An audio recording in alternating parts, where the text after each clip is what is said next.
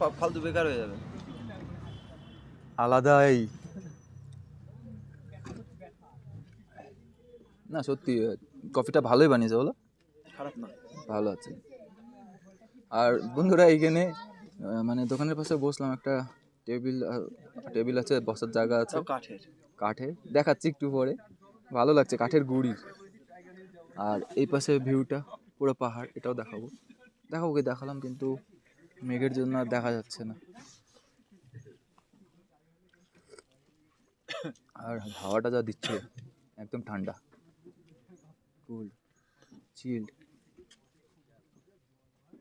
Feel হচ্ছে যে হ্যাঁ ঠান্ডাটা আমরা তো সমতলে থাকি, আমাদের এখানে যে ঠান্ডাটা ফাইনাল ঠান্ডা যেটা ওইরকম টাইপের একটা ফিল আসছে এখন এখানে।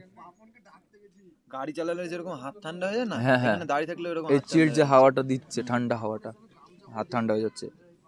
আর গ্লাভসও ব্যাগে আছে, বের করা হয়নি।